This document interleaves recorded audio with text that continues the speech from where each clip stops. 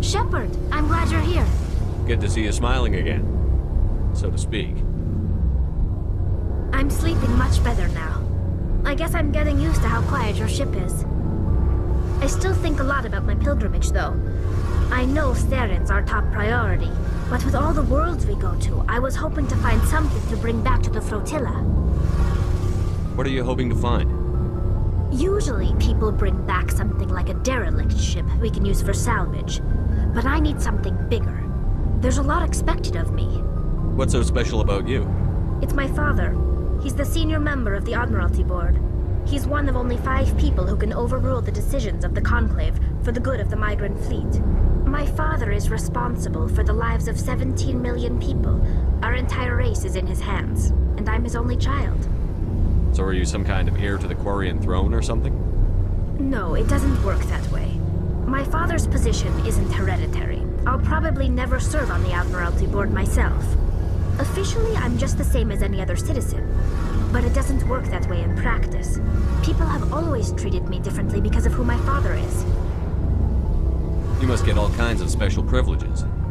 I probably had it easier than most growing up. But it's not all good. People like my father have enemies, and they're not above using me to get to him. It must be tough on you. My people place a high value on family and ancestry. There's an unspoken expectation that I'll live up to my father's example. Everyone's waiting for me to do something great on my pilgrimage. Something that will forever change our lives for the better. If I don't, it's like I failed, and that reflects badly on both me and my father. The work you're doing here is more important than anything any Quarian has ever done before. Yes, I know. But you have to understand Quarian culture. We're a very insular society. The events beyond the flotilla don't much matter to the average citizen. Our greatest dream is that one day we'll return to our homeworld and drive out the Geth. But even if we stop Saren, that's not going to happen. There's still millions of Geth behind the veil. Until they're gone, our exile will continue. What would you need to bring back to make everyone happy? Something that would help us better understand the Geth. They've changed significantly since the exile. They've continued to evolve. We've done our best to study them, but it's not easy. They're very reclusive. Until recently, they never went beyond the borders of the Veil. And all the Geth we run into now are under Saren's control. We'd need to find Geth operating on their own, independently. But I don't want this to get in the way of our mission, Shepard. First, we stop Saren. Then I'll worry about my own problems. What was your father like? It wasn't easy growing up as the daughter of one of the Admiralty. Even before he joined the board, he was a prominent figure. People looked to him for leadership. He had to set an example, and he expected the same of his daughter. Plus, he was pretty strict, a military man through and through. He never allowed me to settle for anything less than excellence. As a kid, I sometimes felt like he was pushing me too hard. But now I'm old enough to appreciate what he taught me. The world doesn't owe us anything. If we want something in life, we have to earn it. Where was your mother in all this? Mother was around, but she always seemed to kind of blend into the background. Almost like she was overshadowed by my father. He tends to do that to people. She passed on about 5 years ago. Some airborne virus that swept through the fleet. Happens sometimes when the filters start to break down. I think my father took it pretty hard. After she was gone, he became even more focused on his work. I think that was his way of dealing with the grief. Sounds like a tough upbringing. You don't resent your father at all? Like I said, it wasn't easy. My father's not the kind of person you bond with. And he wasn't around all that much. Too busy. People counted on him, and he took his duties seriously, even when he was around. He always seemed a bit distant, like his mind was always somewhere else. Come to think of it, I can't ever remember seeing him smile. Not once. It's like he was always weighed down by all that responsibility. I mean, I know he cares about me, but he never really showed it, not in the usual way. I guess the best thing I can say about my father is that I respect him. I want to talk about something else. Like what? I should go. See you later.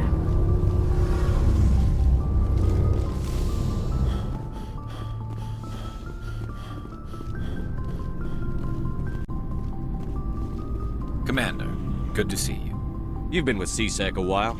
Have you seen much action?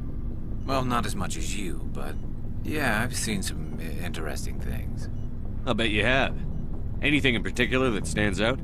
I remember this Solarian geneticist I was sent to investigate. That case was a bit disturbing.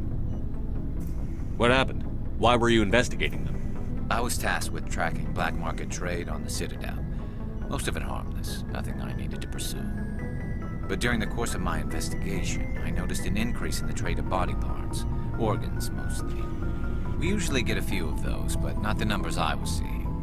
We weren't sure if there was a new black market lab or if some freak was harvesting organs from citizens. You've seen this before on the Citadel? Every so often, some lab sells unwanted parts through the black market, but they're not as bad as the psychos. I remember this one L-Corps diplomat we caught in my first year on the job. He was hacking people up and selling their organs. Had the station in a bit of a panic. But this case wasn't that clear-cut. Turns out there was more going on than we first realized. So how did you figure out what was happening? First, we got a hold of a sample and ran DNA tests. The weird thing was, the match led us to a Turian who was still alive and was very convinced he'd never lost his liver. After a bit of digging, I discovered this Turian worked briefly for Dr. Salion, the geneticist. So I went to his lab hoping to find evidence of cloned organ development, but there was nothing. No Solarian hearts, no Turian livers, not one Krogan testicle. You're kidding, right? Why would anyone want Krogan testicles? Some Krogan believe that testicle transplants can increase their virility, counteract the effects of the genophage. It doesn't work, but that doesn't stop them from buying. They'll pay up to 10,000 credits each. That's 40,000 for a full set. Somebody's making a killing out there. What did you do about the geneticist? I brought in some of his employees for interrogation to see if I could get them to talk. While I was interviewing one of them, I came across something suspicious. You mean threaten? Was that really necessary? Maybe, maybe not. Either way, it paid off. One of my detainees started bleeding profusely during the interview. We offered to patch him up, and he got frantic, freaked out. I ordered a full exam to find out what was going on. Our medics found incisions all over his body, some of them fresh. That was our big break. These people weren't just Dr. Salion's employees. They were test tubes. Walking, living test tubes. He was growing parts inside these people? Exactly. He cloned their organs right inside their own bodies. Then he harvested them and sold them off. Most of the victims were poor. He'd pay them each a small percentage of the sales, but only if the organs were good. Sometimes an organ wouldn't grow properly, so he'd just leave it in them. Most of them were a mess, but only on the inside, hidden so nobody could see it. I hope he got what he deserved. That's the worst part. We never caught him. Why not? What the hell happened? He ran, blew his lab, grabbed some of his employees, and headed for the nearest space dock. By the time I found out, his ship was already leaving. He threatened to kill his hostages if we tried to stop him. But you went after him anyway, right? I ordered Citadel Defense to shoot him down, but CSEC headquarters countermanded my order. They were worried about the hostages, worried about civilian casualties if the ship was destroyed so close to the Citadel. I told them those hostages were dead anyway. I just used them to make more organs. But they wouldn't listen. Well, you can't get them all. No, but letting him get away like that, All they had to do was disable that ship, stop him from running. Maybe the hostages die, maybe they don't, but at least we stopped the bastard responsible for it all. I suppose I can see both sides. But what's done is done. I suppose. Can't waste too much time worrying about it now. Just wish I could have stopped him. That's all. Do you have any idea what happened to Dr. Salion? I sent out feelers from time to time, hoping to find something. I thought I'd found him a while back. He changed ships and changed his name to Dr. Hart, his idea of a joke, I guess. I told the military, but they weren't convinced it was him. I got the transponder frequency for his new ship, but I just can't get anyone to check it out. I'll check out the coordinates when I get a chance. I was hoping you'd say that. But Commander, take me with you when you go. If it's Salion, I want to be there when you find him.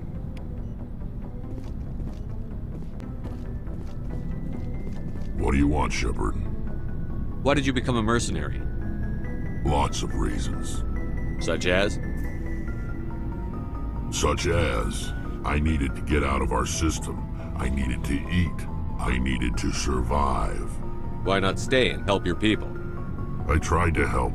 That's why I had to leave. What happened? I was betrayed.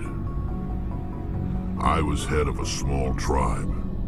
We were trying to restore order after the war, but the other tribes were against us.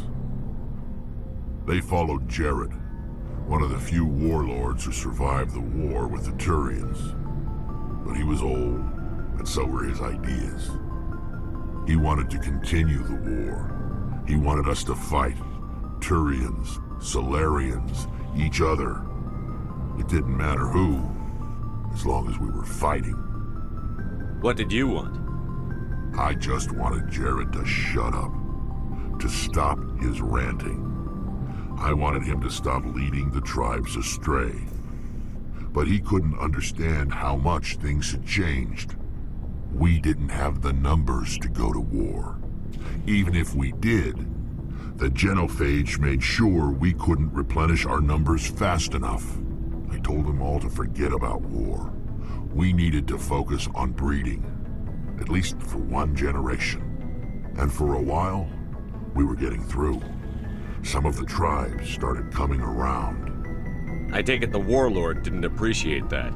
No, he didn't. He arranged a crush with the tribes, a meeting on neutral ground. He wanted to talk. We met at the Hollows, near the graves of our ancestors. The skulls of our dead laid bare to remind us where we come from and where we all go. It's as sacred as any Krogan place can be. Violence is forbidden. It sounds like a trap to me. You must have suspected as much. I did.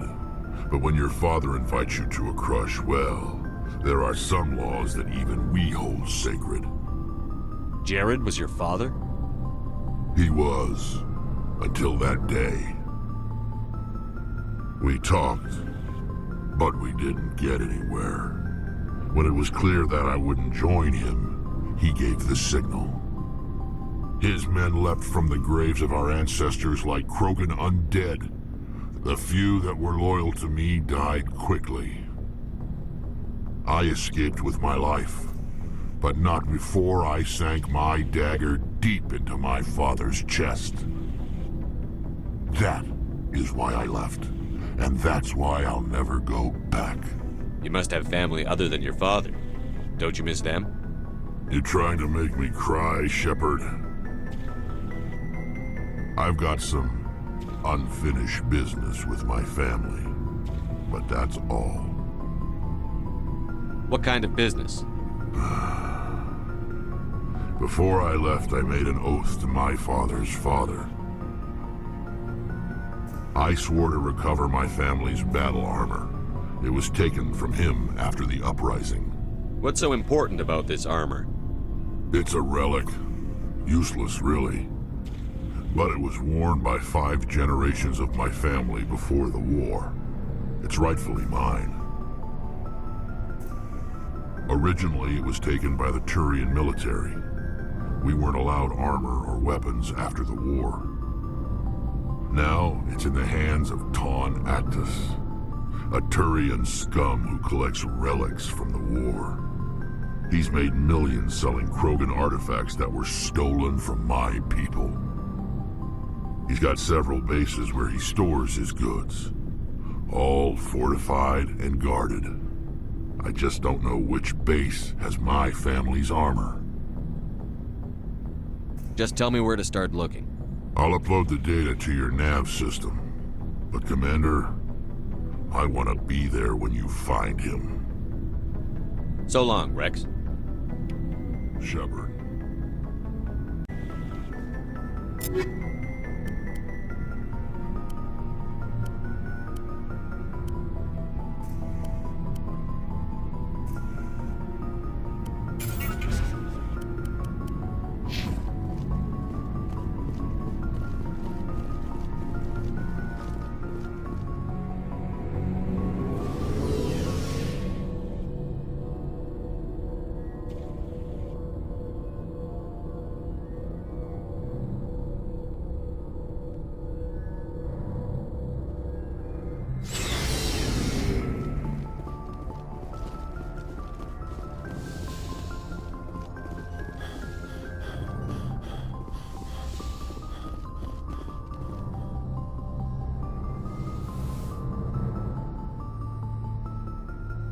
I get the feeling you want to ask me something, Commander. Maybe we could pick up where we left off. You were telling me about your interest in the Protheans. Actually, I think I was talking about my interest in you, and making a fool of myself in the process. As I said, I am not used to dealing with people, especially humans. I did not really know much about your species when we first met, Shepard. I found it hard to take humanity seriously. Your kind always seemed so rushed and high-strung. But we don't have the luxury of time. An Asari can live for 1,000 years. We're lucky if we hit 150. That is true. At first I thought that was a weakness of your species. After spending time with you and your crew, however, I think it may actually be an advantage. You humans are creatures of action. You pursue your goals with an almost indomitable determination. It is an admirable trait, but also an intimidating one. You're scared of us? Unfortunately, the rest of the galaxy sees humanity as something of a bully. You run over anyone in your path to get what you want. It is up to people like you to change their minds, Shepard. Why me? There is a reason the Council chose you to become a Spectre. They saw something special in you. The best of what humanity has to offer. I looked into your history. I know what you did during the Blitz. It was a remarkable display of courage and heroism. Why are you so interested in me? I wanted to know more about you. To understand what made you into the man you are. There is something compelling about you, Shepard. You're interested in me because of my visions. You just want to know more about the Protheans. I admit, your connection to the Protheans had something to do with my initial interest, but it has grown beyond that. You intrigue me, Shepard, but I was not sure if it was appropriate to act on my feelings. I thought there might already be a relationship between you and Chief Williams. I care about Ash. A lot. I thought so. Still, I feel as if there is also some attraction between us, Shepard. I'm not interested in you in that way, Liara. This is very embarrassing for me, Commander. Please, let's talk about something else. I should go. Goodbye, Commander.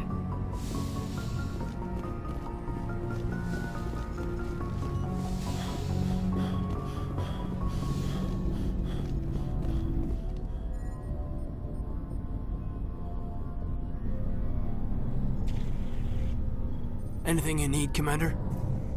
Just trying to get a sense of where the crew's at. Thoughts? Well, they know about the stonewalling you've had from the Council. They deserve to know what we're up against. They're on your side. They're pissed about the resistance we're getting, especially from our side. I'll have a better handle on all of it when my head stops hurting. Another L2 flare-up. Ever thought about going back under the knife? Maybe get an upgrade? No thanks, Commander. One slip and you can't remember your own name. The L2s spike higher anyway. My abilities would drop with pain-free L3s. That'd be a cold day before I turn myself over to a Canadic subsidiary. I haven't heard anything about Canadics in a while. Yeah, they quietly disappeared. Broke up into a bunch of little corps after they botched the training on Jump Zero. After first contact, Kinetics was set up to track Element Zero exposures and develop implants for humans. Once we had an embassy on the Citadel, Kinetics could bring in experts instead of taking it slow. Is there some reason we couldn't learn it on our own? They didn't know where to start. Hell, it took a couple of years to even link biotics and Ezo. Forget trying to get the kids to move stuff. They had trouble just helping them not break their own limbs. And their choice of teachers didn't help much. The only experts would have to be aliens. Dead on. Turians, actually. That's why Kinetics kept it a secret. They were afraid of what people back home would think, asking the Turians for help when we just fought a war with them. The Asari would have been more acceptable than the Turians. Yes, but the company didn't go through the Citadel. It would have made Earth look weak, so they discreetly hired some Turian mercenaries. Get your knuckles rapped a few times, Lieutenant? Yeah, you could say that. Our instructor was a Turian by the name of Commander Vernus. A real hard-ass. He basically had a free pass to break us if it would turn out a decent biotic. Kind of spiraled from there, Commander. Did he ever face charges for that? He got his, yeah. But like everything else at Jump Zero, it was under the table. The less said, the better. Anyway, this is ancient stuff. I walked it off a long time ago. I should get back to my duties, Commander. We're here to make history, not rehash it. We'll talk another time, Lieutenant. Commander?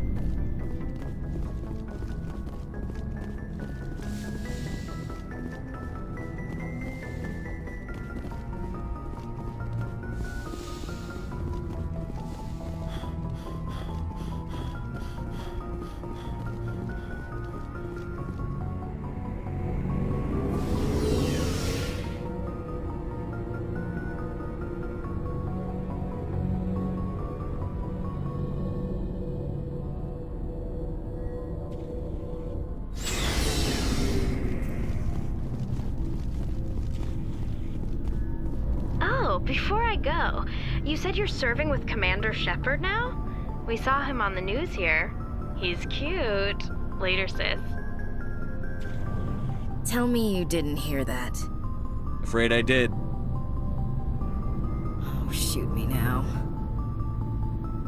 One of my sisters. That's Sarah, the youngest. What's up? You didn't come by to eavesdrop on family mail. Your family seems to be important to you. Yeah, we've always been close. Me and my sisters especially. With Dad on duty so much, I had to help Mom raise them. Where did you grow up? All over. We transferred a half a dozen times before I finished grade school. You go where personnel command sends you, right? I guess that's why I'm so tight with my sisters. We'd have to leave all our friends every 2 or 3 years. You have more than one sister? Sounds like a big family. Yeah, I'm the oldest, then Abby, then Lynn. Sarah's the youngest. She's still in high school. With 4 girls, Dad used to say he felt more outnumbered at home than on maneuvers. What about your mother? You haven't mentioned her. You must know what military wives are like. Strong because they have to be, able to raise kids while Dad's away on a 6-month cruise. She has a degree in planetary geology. She and Dad both wanted to see new worlds. She gave up her career to raise us, though. Did your father serve with the fleet? Yeah, took any crap posting he could get that offered space time. You know what? He worked his ass off trying to get recognized, but he never made it above serviceman 3rd class. He was real proud when I met Chief. First thing he did was salute. You're lucky to have a close family. Sorry, I forgot about your family situation. Or lack thereof. Relax, Williams. I've dealt with it. Asked me to clear a bunker of armed hostiles? No problem. Dealing with the foot in my mouth? Not so good with that. Things were tense between Sarah and me for a while. Then we bonded. Sounds like a story. Feel like sharing? Sarah got herself a boyfriend who wanted to go faster than she did, Mike. I didn't think he was a bad kid, just pushy. Lynn would send me these worried vid mails, and I'd tell her to relax. Where were you when this was going on? I was on active duty. Sarah's graduating high school this year. This was only a couple of years back. They were on Amaterasu. At the time, I was assigned to Chernobog. Same cluster, but a dozen Hellwire away. Close enough to talk regularly, too far to make it back in an emergency. I couldn't afford a fast packet flight. If he really liked her, he wouldn't be pushy. Yeah, of course, if he didn't ask at all, I'd wonder if he thought Sarah was ugly. Damned if you do, damned if you don't. Mike thought they'd go for a romantic walk in the woods, because he figured it was past time they did the deed. She levered Mike face first into a tree and left. Didn't have a scratch on her. Good thing Mom and Dad had us all learn some kind of self-defense. I took emergency leave and walked Sarah to school for a few days. You said all of your sisters learned self-defense? Lynn did pistol practice, but didn't like it. She's kind of nervous. Sarah took Aikido. Abby decided to learn the sword. She always was a little weird. Likes big skirts and tops you have to tie her into. They do great things to her figure, though. So, what did you learn? One of Dad's friends taught me Marine hand-to-hand. You said all of your sisters learned self-defense? Lynn did... Abby... They do great things to her figure, though. You traveled all the way home to walk your sister to school. It was only a dozen light years, like a day's cruise. It's not like I was going to Earth or something. My last day out, Mike was waiting for us. Sarah had told her friends, so everyone at school knew what he did. He wasn't happy. I wanted to snap him in half, but Sarah gave me this look, this let me handle it, I need to do this alone look. She kept her cool, God bless her, as he screamed in her face. She just let him vent. Then he tried to punch her. I swear, she just flowed around him. Next thing I knew, he's face down on the sidewalk, and there's blood everywhere. That's unbelievable. Sarah must be as good as you. Better. I'm more or less a straight-up puncher. When he swung, she wasn't there anymore, and he fell. She helped him stop the bleeding and had me call an ambulance. She told the paramedics he fell. Before they took him to the hospital, Mike touched Sarah's arm. I thought he was going to end up on the ground again. But he hung his head, whispered, "I'm sorry," and started crying. And she hugged him. The Williams women are a decisive bunch, Commander. We do things when we're ready. Not before, not after. Your sister's something else. But you didn't mention your father at all. Was he on deployment? Dad always wanted to serve in space, but he wanted us to have real ground under our feet. He'd say, space is beautiful, but you can't raise a family there. I cannot rest from travel. I will drink life to the lees. All times I've enjoyed greatly, have suffered greatly, both with those that loved me and alone. For always roaming with a hungry heart, much have I seen and known, cities of men and manners, climates, councils, governments. I never thought I'd hear you reciting poetry.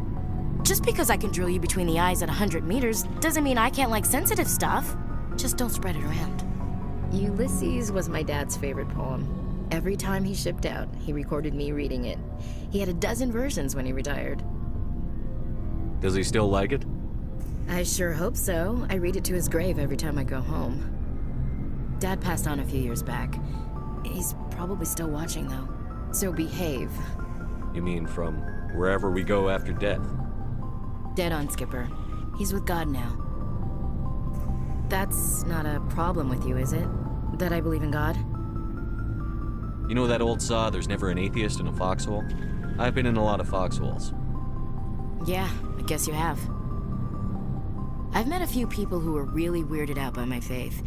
Because I work in space, I can't believe in a higher power? Jeez. Hello, have you people looked out the window? How can you look at this galaxy and not believe in something? I should get back to my duties. Didn't mean to take up so much of your time. We'll talk later, Williams. Looking forward to it, Skipper.